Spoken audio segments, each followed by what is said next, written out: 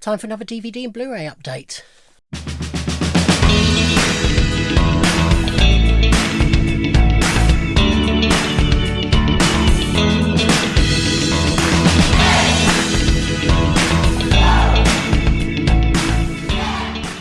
Ahoy everybody, and welcome to another DVD and Blu-ray update. So this is what I've watched basically since the last one I did, whenever that was. I've tried not to leave it so long this time so it won't be split over multiple videos. The last film I'm going to talk about is No Time to Die.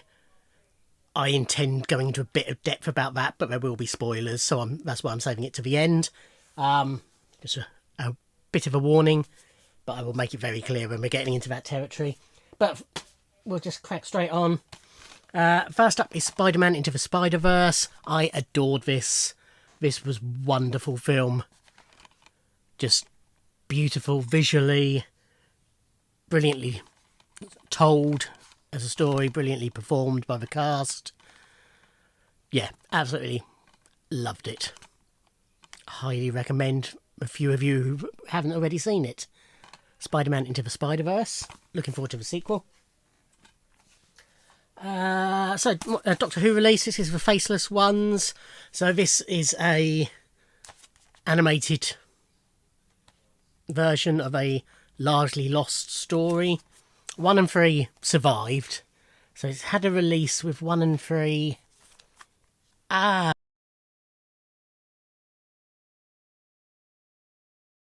yeah, anyway. They've now animated the whole thing, and you can watch it in various combinations of all animated, all in colour, all in black and white. Stick the original episodes in the right place. Watch the telesnaps. All sorts of different variations on it. It's a very good story. It's the final story for Polly and Ben. But yeah, it's a story I enjoy a lot, and it's very well done. So I sort of lost track of what I was saying, man. This is so good. Queen and Slim. So, this stars Daniel Kaluuya and Jodie Turner-Smith. Both British, both playing Americans. So they go on a Tinder date. Don't really get on. He's driving her home and accidentally runs a red, I think. Does some violation, any road traffic violation. A cop pulls him over and pulls a gun on him for no reason whatsoever, just because he's black, basically. A tussle ensues, and he ends up killing the cop. So they go on the run, basically. So it's a story of them on the run, going cross-country, the people they meet, the family they meet, the friends they make who help them out. They become a bit of, cult heroes, sort of Bonnie and Clyde type figures, if you like. And of course, over time, their relationship develops as well. But it's just wonderful film, beautifully done, excellent performances all round. Highly, highly recommend.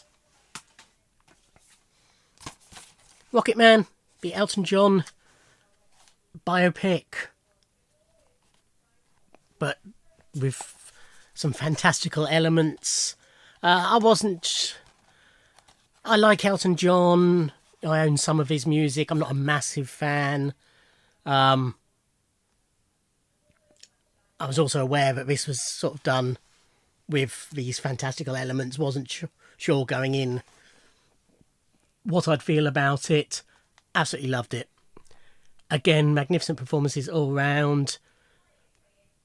Film looks great. It's beautifully done. Not scared to show his darker side.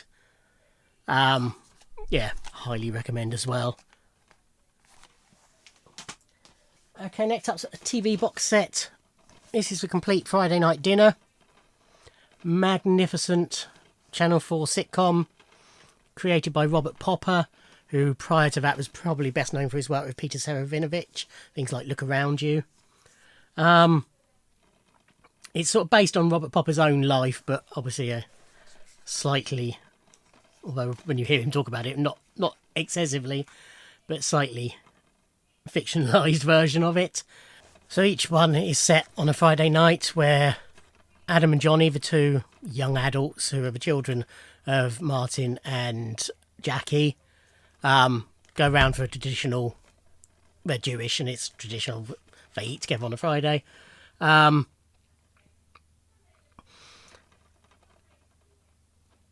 boys have... they are really close and you can see that they are, but they also like to pull pranks on each other and end up fighting a lot. But it's sort of all done with love, if you like. Martin, the dad, is a real eccentric. He's seldom wearing a shirt. He has all these harebrained plans that he does. That one episode he all of a sudden buys one of the grottiest caravans you'll ever see in your life, and takes up taxidermy and all sorts of weird and wonderful things. Jackie's more your straight-laced character, traditional Jewish mum. She's sort of a bedrock that holds them all together. That alone makes it a good sitcom. What makes this a great sitcom is the next door neighbour, Jim, played by Mark Heap. Mark Heap is a genius. He's one of the greatest comedy performers this country has ever produced, in my opinion. Jim is a real... we'll use the word eccentric. He has a dog called Wilson through most of the series. Towards the end of... I think it's the penultimate series. Very last episode of that. Wilson sadly dies. He gets another dog as replacement, who he calls Milson. But yes, he has this dog, Wilson, and he is petrified of dogs, but he loves Wilson and Milson. But is scared to go near him. It's all very funny. The physical twitches and what have you he performs. But on top of that, he's just... He's obsessed with becoming Jewish. He's madly in love with Jackie. He's just a complete weirdo, basically. But yeah, he's one of the greatest comedy characters ever produced, performed by one of the greatest comedy actors ever produced, if you like. It's a great series. 6 series. Did it go on series or two too long? Probably not. It does flag in a couple of points, but it definitely sort of picks up again towards the end, so it's probably about right. Sadly, Paul Ritter, who plays Martin, died 2020, I think it was. So there will be no more, but the series had come to an end anyway. But I think there was scope for specials, but I don't think that will happen now. But yeah, absolutely great. I've damaged the sleeve to this. It's fallen at some point since I watched it, and something's pierced the sleeve. Never mind. The video still... this will still play. Stuart Lee's Comedy Vehicle, Series 4, the final series of Stuart Lee's Comedy Vehicle. This was interesting because for all of his Comedy Vehicle series, what he's done is over a few months, he's basically workshopped 6 half hours of stand-up comedy in various gigs, noticeably sort of a month plus run at the Leicester Square Theatre in London. And I went to see one of the warm-up shows for this series, where he did 4, basically, of the 6 shows, which was great and really enjoyable, and I met him afterwards and got a load of stuff signed that I've shown previously. But it meant that 2 or 3 months later, when this series aired, it didn't quite hit me as much as previous series had, because I knew a lot of the material, which was interesting. But rewatching it however many years later, this was 2016, so it would have been 2015, because I think this aired in January. unless it aired in January 2017, but this has got 16 copyright because that's when it was filmed. But anyway, it's at least 5 years since I've watched this, and it was hilarious. I absolutely loved it. This is Lord of Illusions. So I picked up a few 101 Films titles in one of their sales that they regularly have. This contains the theatrical version, and then on DVD, the director's cut. I watched the theatrical version and then whizzed through the director's cuts. I sort of looked on Wikipedia to see where the differences were and just whizzed and watched those bits. But I'm talking about the theatrical cut here. Strange film. Really not quite sure. I enjoyed it. It held my attention throughout. But I'm never quite sure what it wanted to be. So it's a Clive Barker film. Clive Barker, most famous probably for Hellraiser. He wrote and directed this. So a private investigator, played by Scott Bakula, is hired to protect a popular stage magician by his wife, played by Famke Janssen. And gets drawn, as they put on here, drawn into a dark occult underworld.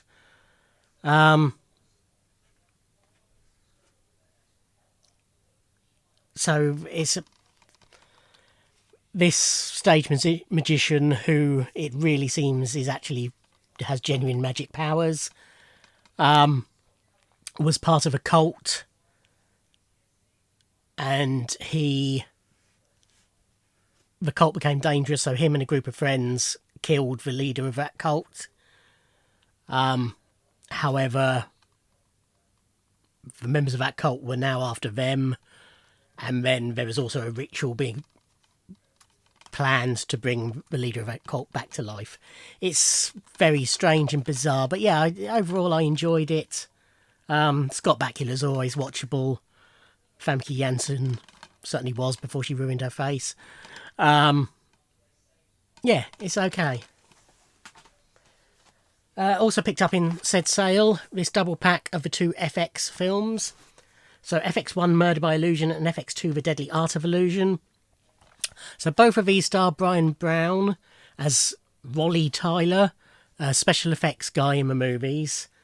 In the first one, he gets hired by the police to fake an assassination on a mob witness who is then going to go into, what do they call it?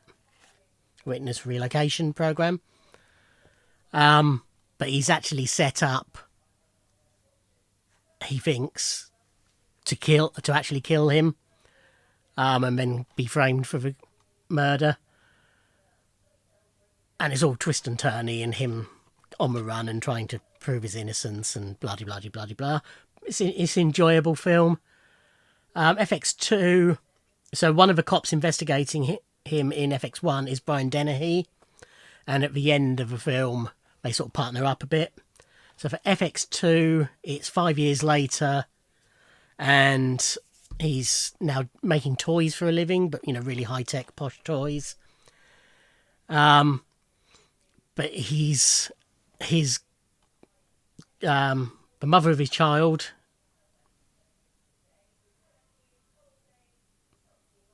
No, his girlfriend. Okay, this way. His girlfriend, who has a child. The child's father is a cop, and again he persuades him to help out stage an illusion to try and catch a stalker. That ends disastrously, and again he ends up on the run. And he teams up a lot earlier with Brian Dennehy in that one to try and solve what's going on and bring the bad guys to justice. They're both very enjoyable bits of fluff. They're not the best made films, and neither of them is particularly spectacular looking. but performances are great and the conceits are great, and yeah, very enjoyable, well worth a watch. Basketball, again, picked up on my sale. Trey Parker and Matt Stone, creators of South Park. This was pre-South Park.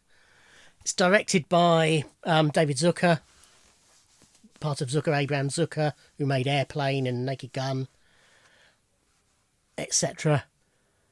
And it's sort of a mishmash of their styles, really. Although there's no, other than acting, there's no credits for Trey and Matt. You can clearly see they must have been improvising at points. You know, there's one point where Trey does Cartman's voice, for example. So they're two sort of high school losers who accidentally invent this new game. It's a cross between baseball and basketball called Basketball. It becomes a huge sensation, and it's about the effect it has on them and their life and their love lives, and them trying to avoid the commercialisation of the game, which doesn't necessarily work. I mean, overall, there's not that much of a plot. It's a typical sports movie, if you like. But it's very funny in parts. Big chunks that are, you know, properly laugh out loud funny. Yeah, well worth watching. Another one I picked up in that sale. Obviously, where I watch things chronologically to when I buy them, they have all appeared together. This was Cherry Falls. It's an interesting film. It's a horror. So in the peaceful town of Cherry Falls, there is a series of murders, and the link, they're all of high school students, and the link is that they're all virgins. Hence Cherry Falls. It's a double pun. So Brittany Murphy is the lead in this. Her dad is Chief of Police, played by Michael Biehn. It's hard to say too much about it without spoiling the plot and the various twists within, but it's about basically the effect it has on the town, and particularly her. And it's, you know, a slasher film, so then trying to prevent being killed and catching the killer. It's very well done. It's got an element of spoof to it, but not over the top spoof, but it's very tongue-in-cheek and it works. I did guess the killer's identity very early on in the film, but yeah, good performances, very well done, enjoyed it a fair bit. Next up is The Deuce, complete second season. This is available on Blu-ray, but I was bought the first season as a Christmas present on DVD, so for completeness sake, I got the second season on DVD as well. Love this series. So it's set in the Deuce area of New York, which is the sleazy area, if you like. It's where all the prostitutes hang out and where mob run all the bars, etc. The first series was sort of the setting up of... Well, not really setting up. First series really was about the prostitutes, and plus James Franco plays twin brothers who run a bar and help run a couple of the knocking shops and what have you. And it was sort of about the setting up of that environment. Second series is a few years later, not many. And towards the end of the first series, it was moving into the world of porn, and second series is more about the porn side of it, with the other elements going throughout it as well. But it's a wonderful series, really good, really strong, very interesting, great performances. Really enjoyed it. Season 3, the final season, hasn't been released over here, but I have ordered a copy. It's on its way from Holland, I think, through Amazon. So I will be getting season 3. 3 more. Terminator Dark Fate. I love the Terminator films. I will be doing a Terminator ranking at some point, so I won't comment too much on this. I enjoyed it a lot. I will say that much. In fact, that's all I will say. Okay. Jojo Rabbit. I was really looking forward to this. I like Taika Waititi. Heard good things.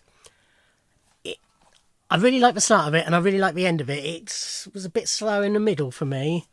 But I think I gave it 4.5 out of 5 on Letterboxd. Yeah, it's really good. So, Jojo is a young German boy who idolises Adolf Hitler and joins the Hitler Youth. Hitler is his imaginary best friend, played by Taika Waititi, a Jewish man. How much can I say again without spoiling too much? I think it's safe to say... Yeah, it's on the back, so it's safe to say it. So his mother, played by Scarlett Johansson, is actually part of an anti-Nazi movement in their hometown, and she is hiding a young Jewish girl, played by Thomasin McKenzie, in their house. Unbeknownst to Jojo accidentally discovers her. And the film is a lot about their burgeoning friendship, his realisation that maybe he's not on the right path. He's only, 9 years old? Doesn't actually say, but he's certainly pre-teen. And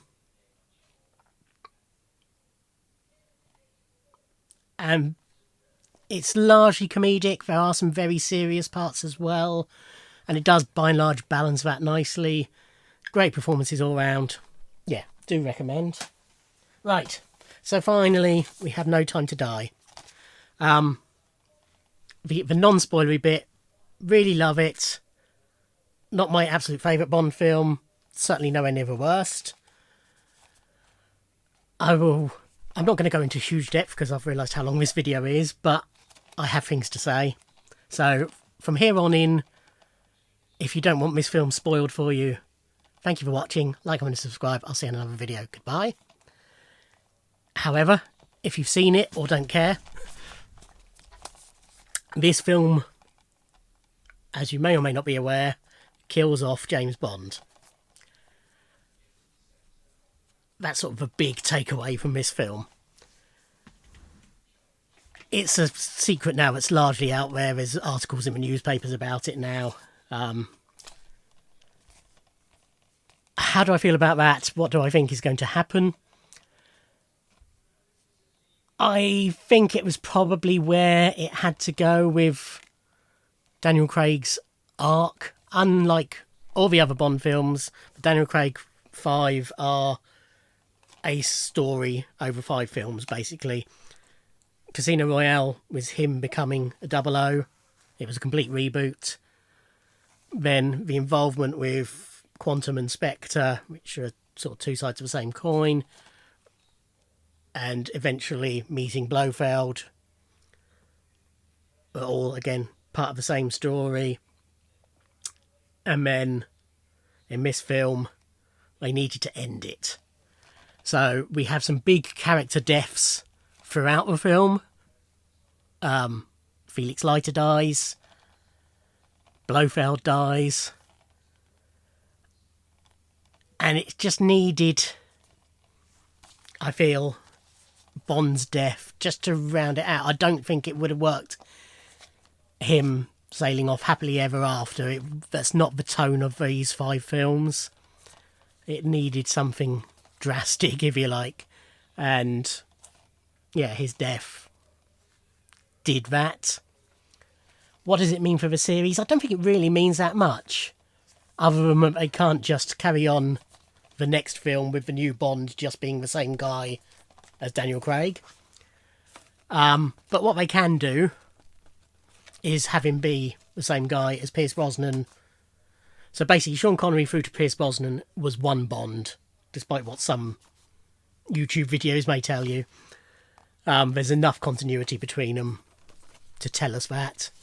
Then Daniel Craig was a brand new, same character, if you like, but a brand new story. So they could have the new Bond just be Pierce Brosnan regenerated, to use a Doctor Who term. Alternatively, they can reboot the series again. Doesn't mean they have to do another origin story. It can just be a new James Bond as a new type of James Bond, if you like, already established in MI6, defeating baddies. I feel they can't use Spectre for a while. They maybe in the future can bring it back, but I feel Spectre story arc is so complete in these 5 films that they can't just straight away reboot that. There's people speculating about what it means for the MI6 crew, so M, Moneypenny, Q. I feel they probably need to be recast. Although with Judi Dench, she was M with Pierce Brosnan, and then with Daniel Craig, she wasn't the same M. It was just a bloody good actress that they didn't want to lose, so they reinvented her character for Casino Royale onwards. I don't think they can do that again with Ralph Fiennes. Although he's a bloody good actor, I don't think they could pull off that same trick twice. And if they're going to reboot that, they really need to reboot them all. They need a sort of a clean slate. But yeah, as I say, the film itself, I've got lots more to say, but this video could be hours long if I did.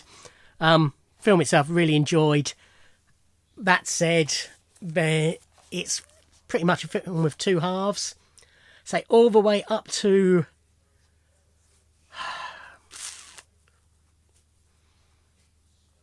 Felix's death, probably. It feels like a good, fun, rollicking Bond film. The Cuba scene, in particular, with Ana de Armas, is one of the best Bond's scenes, or, sections, segments, whatever you want to call it, ever. After Felix's death, and then not long after, we have Blofeld's death, and then the revelation that Bond has a daughter and all that side of it. From there on in, it doesn't really feel like a Bond film. It's a bloody good film, but it doesn't necessarily feel like a Bond film. From there on, it would be probably my main gripe with it.